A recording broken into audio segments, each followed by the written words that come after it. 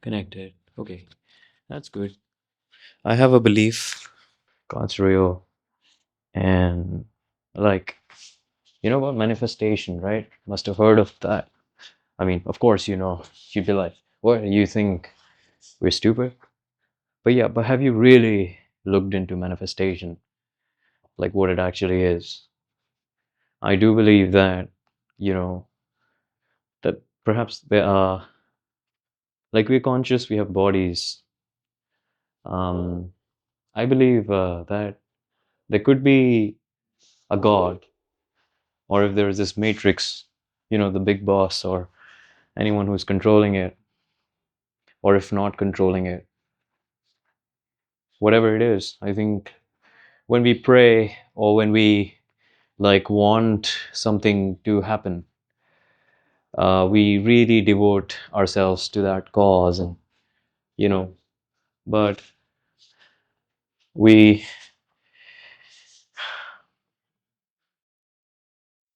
we sometimes doubt that whether that God listening to us. We start to doubt whether that God is even there or not, because things go against us and we lose faith. Now, I'm not a God man, um, and I wouldn't categorize myself into an atheist. I would say that my ideology is inclined toward agnosticism. I might be an agnostic if you want to understand it in simple terms. I don't deny the absence of some sort of spiritual thing, some sort of now. When I say soul, I mean something that is not my mind. Okay, the mind can trick you. I think of the mind, whatever is here. This is more like a tool. It's like it's an organ. It's a tool, right? And it's there inside. It's there inside my body. This body is not me. Okay, I'm functioning inside this body, and there's this entity in me. There's this essence, like this essence of me, and that controls the mind, and that either gives in to mind, or you know it's just like mind is more like a fishing net. you know you consciously fish so many things. You consciously um, dig out so much of information with your mind. So much and more is stored in the subconscious part of your brain, and sometimes you feel like, oh, maybe I've heard of that, I've read something. If you see some word or whatever it is, it's because in your subconscious, let's say you were moving this way, right? You were looking this side, and then there was this advertisement on a bus which your eyes captured, but you didn't even realize that. I mean, you read it, but you didn't remember it. That's there in your head. Now, sometimes, when you're writing, let's say when you're writing a poem about some advertisement, it just comes up all of a sudden because you are wanting to dig out some information related. So you push your mind to remember everything and anything, or be as imaginative as it could be, to,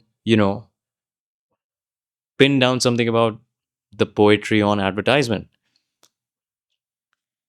So, what I'm trying to say is, like, think of the mind and your body as a tool, and then differentiate your essence with your mind and body, and see how things will change. For example, this can have practical implications, this can have practical effects as well. Let's say you're fat, you're chubby, all right? And then if you start feeling as your body is feeling, if you start feeling as your mind is feeling, you'll always be lethargic. Because your body has a lot of fat, and fat will grow, make you start to think, when people will bully you or whatever, you start to think that perhaps, I'm at fault, or I don't know, whatever it is that you start to think when, the world seems to be like outrightly rejects you.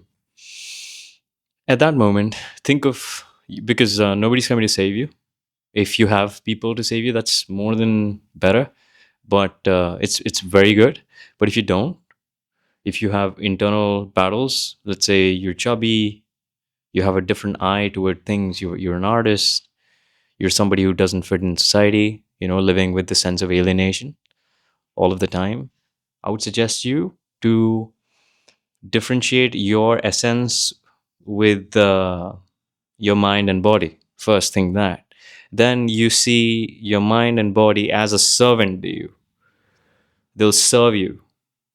So if you understand how your body works, if you understand how what your body wants, what actually your body wants, not like, when you're craving for something, craving is not what your body wants. It's an addiction.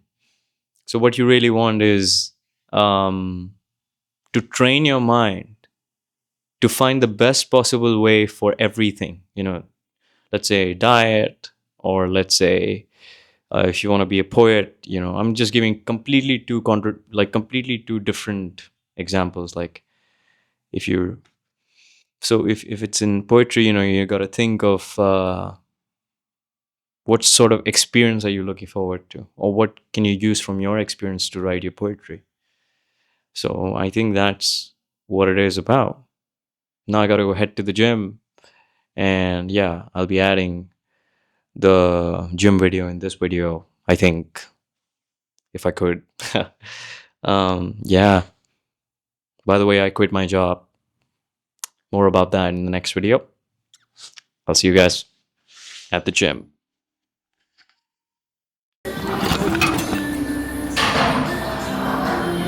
All right, let's get started.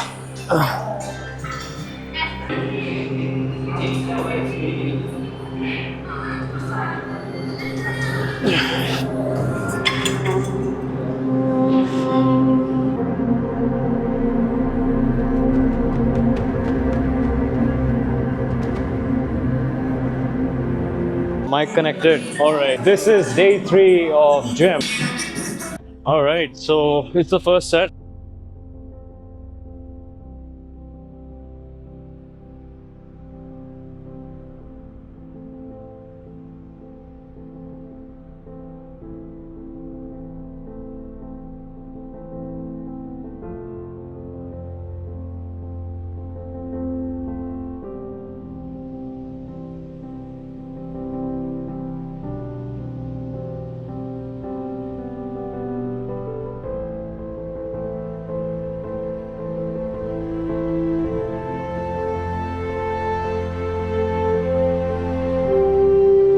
The gym's going pretty well. This is more like a meditation.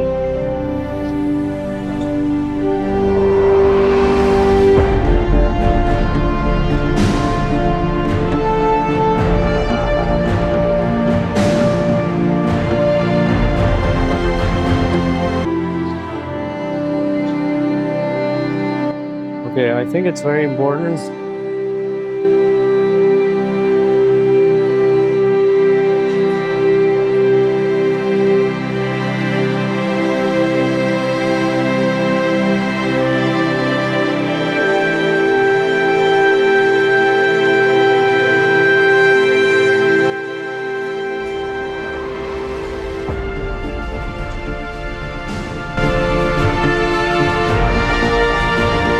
Let's try one clap, yeah? Nope. Not right now.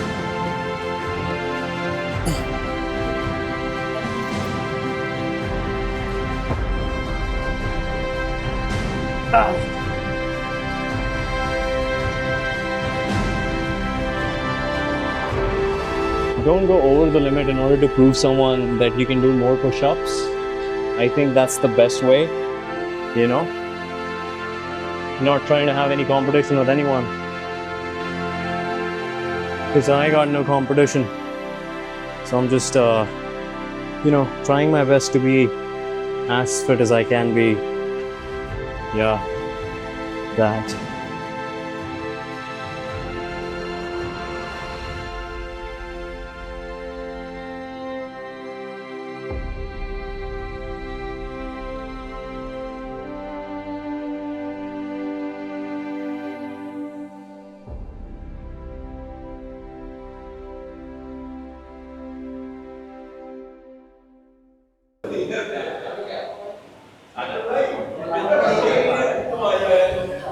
Quality बहुत अच्छी आएगी, उसमें नहीं है यार। तुम भी आए आता नहीं है यार लौंडे को, ये मोबाइल में ही रहेगा। Open open. यूट्यूब में नहीं उतरा, ये रील में रहेगा ना।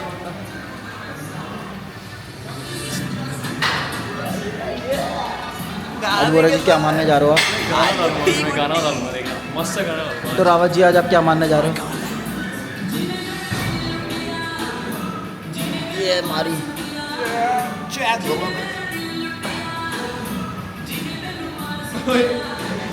अरे यार दे दिया दे दिया। ऑक ऑक ये देखना कैसे काट के डालूंगा मैं। You got me. I got you. I got you.